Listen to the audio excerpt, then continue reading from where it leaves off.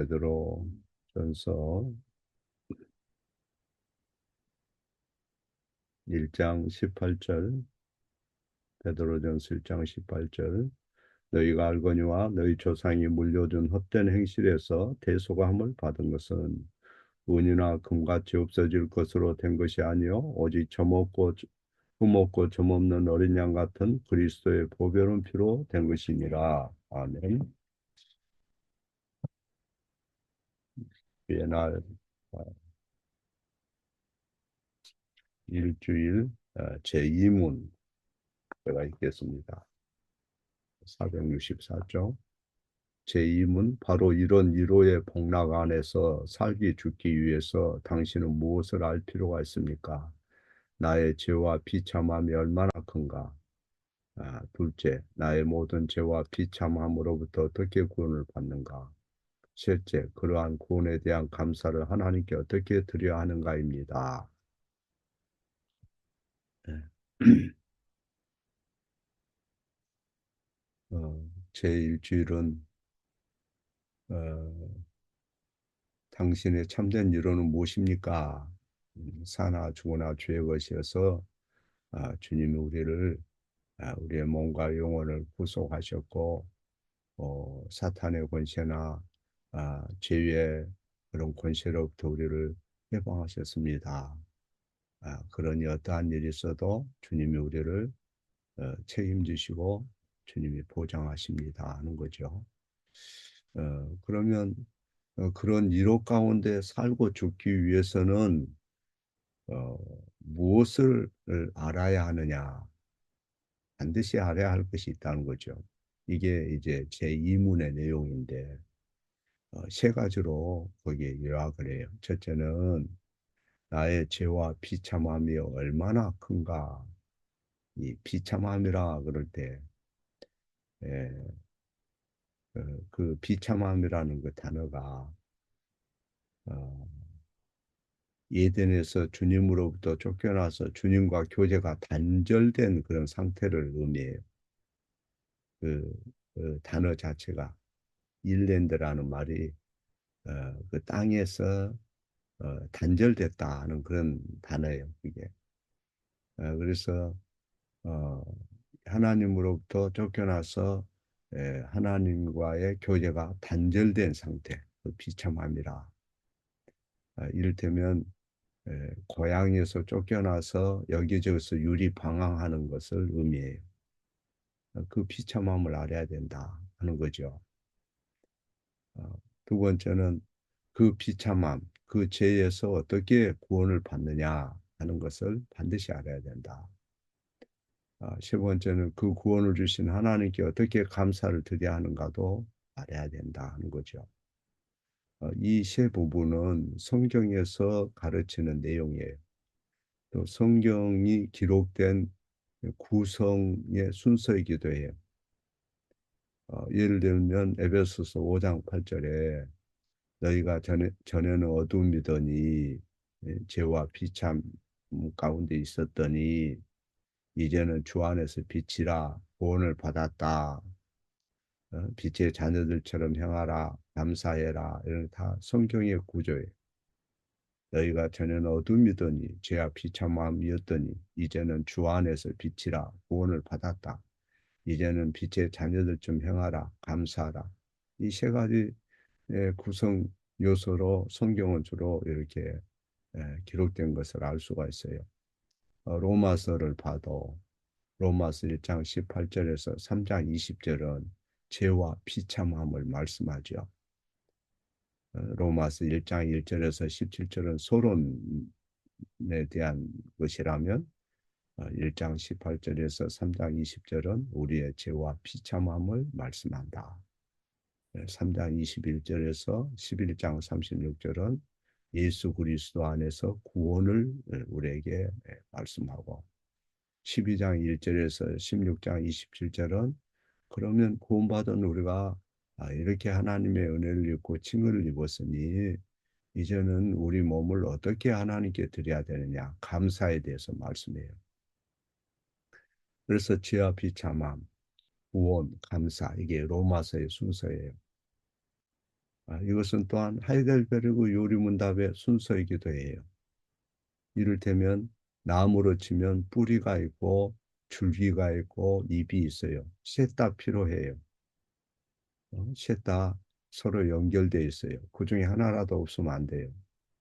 뿌리와 줄기, 잎은 어느 한 부분이라도 분리되어서는 안 된다. 무시되면 안 된다 하는 거죠.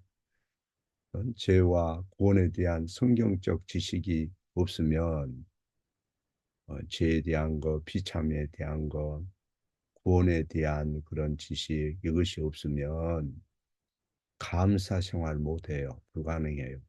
감사가 없어요. 하나님까지 불평과 오망밖에 없기 때문에 자기 자신을 어떻게 할 수가 없어요.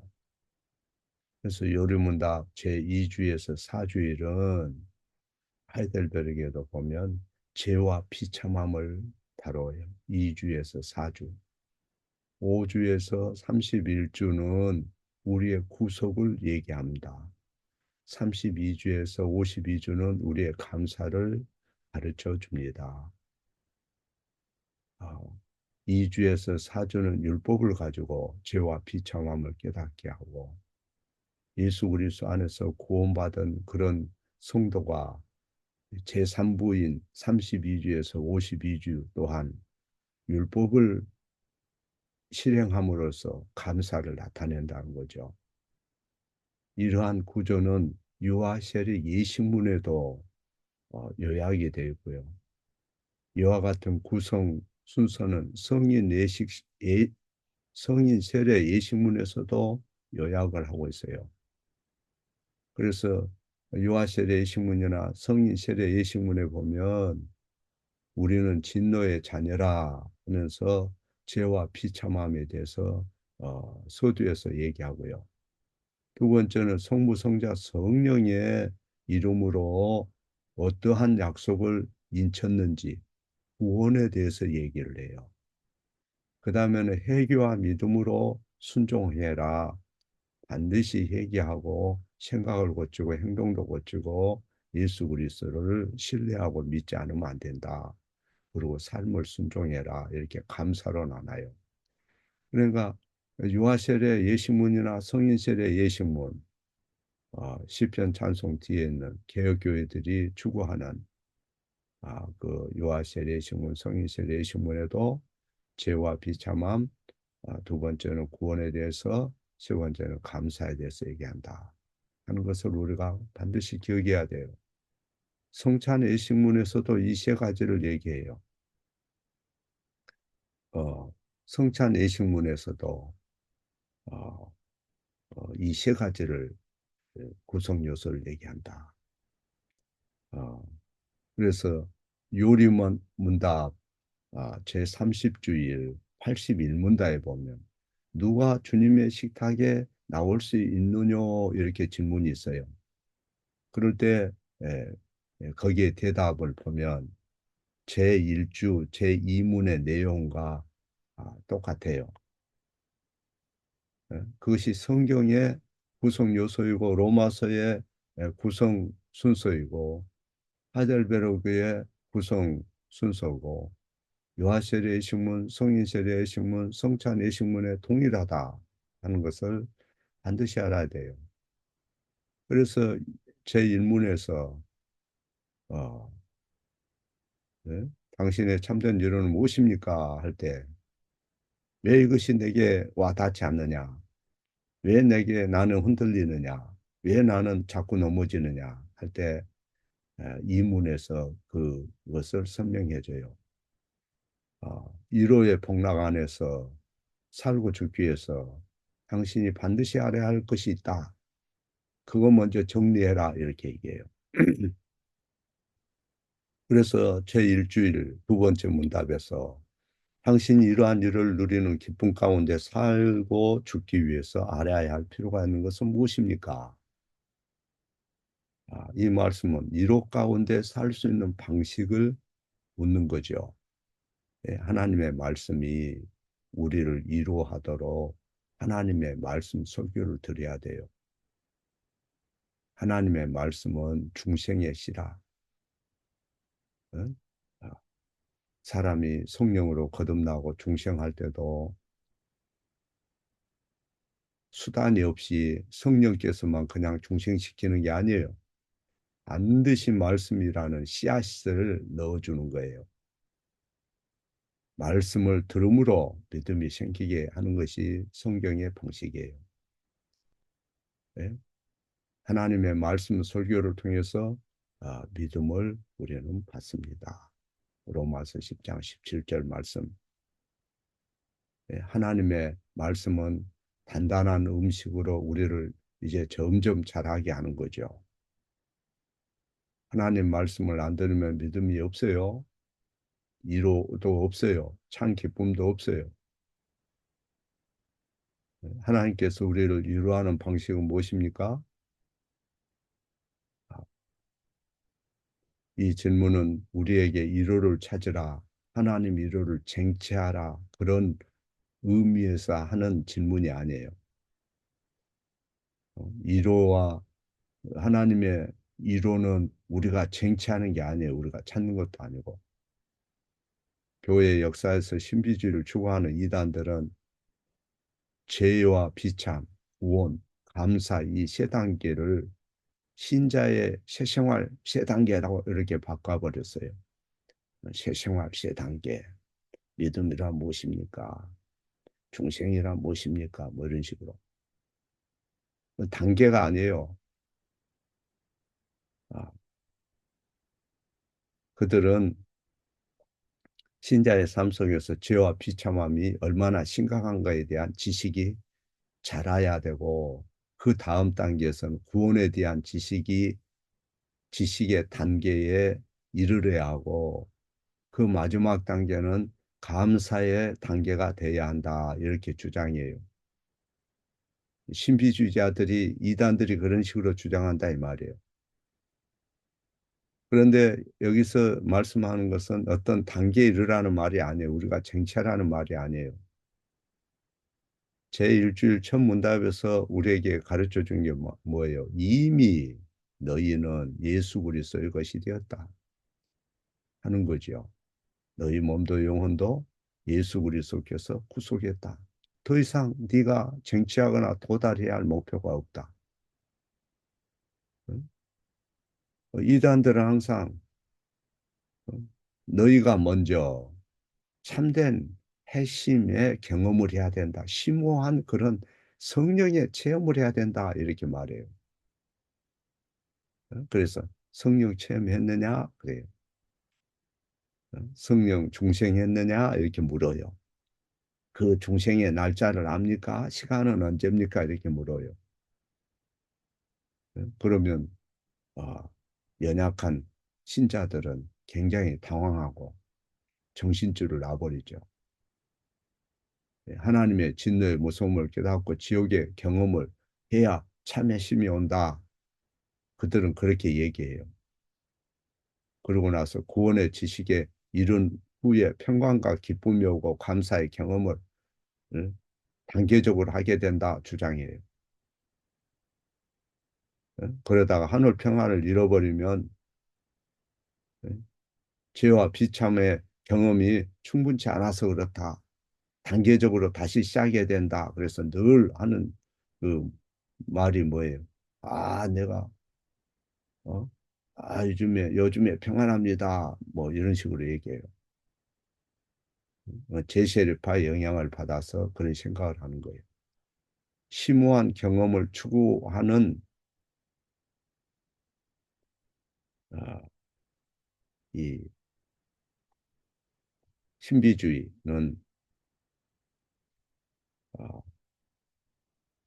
마지막 단계에 도달해야 완성이 돼야 기쁨 가운데 살고 더 이상 죄가 없다 이렇게 어, 주장을 해. 그러나 이 세 가지 성경에서 말하는 세 가지는 단계가 아니라는 로마서 세 부분은 단계가 아니에요. 단계가 아니에요. 어떤 계단식의 단계가 아니에요. 하이델베르그 세 부분은 단계가 아니에요. 네? 너희 믿음의 덕의 지식을 지식의 절제와 절제의 경건과 그 다음에 인내와 또 형제 우애와 사랑을 더하라. 그러니까 어떤 단계로 얘기하면 안 돼요. 단계가 아니에요. 그거는 어, 논리적 순서지요. 제1주일 이문답은 이로를 쟁취해라. 네가 그걸 쟁취해야 된다 이런 뜻이 아니라고 그랬어요.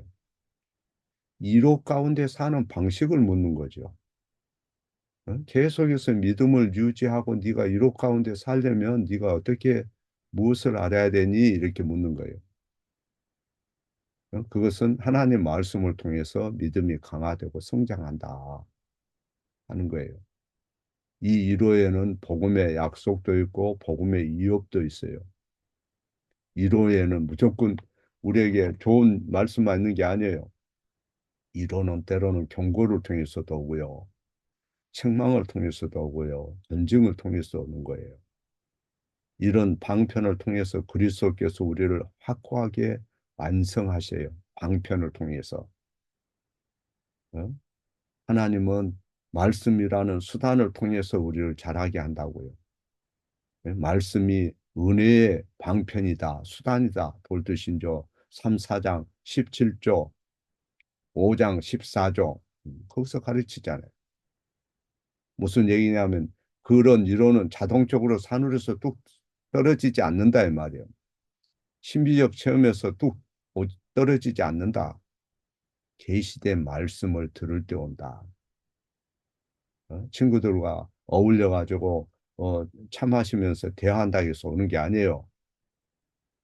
오직 하나님의 말씀을 통해서 성령이 위로를 일으켜요. 그런 위로를 누려도 많은 환란이 있을 수 있어요. 어려움을 겪을 수 있어요. 그런 것에 혼돈이 있으면 안 돼요. 자, 성경은 언약의 책이죠. 성경은 예수 그리스도를 핵심으로 하는 언약의 책이에요. 언약은 약속과 책임 두 부분으로 구성되어 있어요. 이 말은 구원 얻기 위해서 인간의 어떤 책임이 따른다 이런 의미가 아니에요. 예? 언약 약속은 복음이죠. 언약의 책임은 율법이죠. 구약은 율법이고 신약은 복음입니다. 이런 식으로 이분법으로 얘기하면 안 돼요. 성경은 하나예요. 율법과 복음은 성경은 율법과 구원 얻는 데 있어서는 이 두 부분이 분리가 되는 거예요. 복음으로만 구원받아요. 그러나 복음 안에 율법이 있고 율법 안에 복음이 있어요. 아, 그러면 교리문답은 왜 세 부분이냐? 성경은 율법과 복음 두 부분으로 우리가 이게 분류할 수 있다면 분리되는 건 아니죠. 응? 구분할 수 있다면 교리문답은 왜 세 부분인가? 첫 번째 부분은 죄와 비참을 율법으로 가르친다고 그랬어요. 세 번째 부분의 감사도 이 순종도 율법으로 가르친다고 그랬어요. 첫째 부분, 셋째 부분이 율법을 통해서 가르치는 거예요. 하나님은 사도들을 통해서 설교할 때도 율법을 통해서 복음을 가르치기를 원하시고 율법을 통해서 우리를 훈련하기를 원하셔요. 예수 그리스도께서 율법을 다 이뤘는데 율법과 우리하고 무슨 상관이 있습니까? 이러면 안 되는 거예요. 예수 그리스도는 율법의 저주에서 우리에게 자유를 주신 것이지 모든 도덕적 율법까지 다 이게 필요 없다. 살인해도 된다. 간음해도 된다. 이렇게 가르치지 않잖아요. 응? 그래서 하이델베르그 두 번째 부분은 후속 곧 복음을 얘기하고 그러니까 이 첫째, 둘째, 셋째 부분을 모두 합치면 결국 율법과 복음인 거죠. 요리 문답은 율법과 복음으로 되어 있습니다. 성경이 그렇게 요약합니다. 율법과 복음은 하나입니다. 동일한 언약입니다. 동일한 복음입니다. 둘 다 우리를 위로합니다. 우리를 복되게 살게 하고 복되게 죽게 합니다. 전적 타락과 죄의 비참함을 알면 구속의 은혜를 더 의지하게 됩니다. 감사의 태도가 자라나게 되고 그런 생활을 추구하게 되고 그래서 그 세 부분은 결코 분리될 수가 없고 같이 움직이는 거예요. 죄와 비참함의 심각성을 감추거나 완화하면 복음 설교는 이선적이 되고 값싼 복음이 되는 것이고, 죄와 비참함을 속이거나 덮고 가면 주님께 대한 구속도 없을 것이고 참 감사도 없어요. 어, 그래서 하나님의 이 말씀 없이는 예수 그리스도와 참된 교제도 없고 어떤 영성도 없는 거예요. 설교를 통해서 우리가 드려야 되고 믿음으로 회개하고 감사할 때 하나님과 가장 고상한 교제가 이루어집니다. 그런 어, 이 가르침을 고리타분하다. 교리는 난 필요 없다. 성령의 능력을 주세요. 이렇게 얘기하면 안 돼요. 나는 하나님 말씀 필요 없으니 영적 체험을 주세요. 백날 해봐요. 영적 무슨 체험이 있나. 저는 하나님 말씀보다 찬양으로 은혜 받아요. 그런 말 하면 안 돼요. 그 굉장히 무식한 말이에요. 듣기 좀 거부갈지 모르지만. 예. 하나님의 계시된 말씀을 우리가 찬양하는 거죠. 말씀이 가장 큰 영적 체험이에요. 초점은 내용에 있는 거예요. 그래서 요리문답에서 말하는 이 감사는 모호한 감정이 아니고 개인적 어떤 체험이나 경험이 아니에요. 하나님 말씀 따라 사는 삶을 감사로 표현하는 거죠. 그래서 하나님 성령께서 계시한 말씀을 따라 우리가 생각을 하고 그 논리를 받아들일 때 하나님 기뻐하셔요. 영적 높은 수준은 모호한 감정이 아니란, 영적 수준은 초월적인 어떤 영적인 초월적인 어떤 뭐 무당의 작두 같은 데 있는 게 아니에요. 하나님 말씀이 있어요. 실제 생활과 거리가 먼 신비적인 어떤 이론은 그 참된 이론가 아니에요. 하나님 말씀에서 항상 이론을 찾아야 돼요. 하나님 말씀은 영적인 거예요. 그 말씀 자체가. 자, 기도합니다.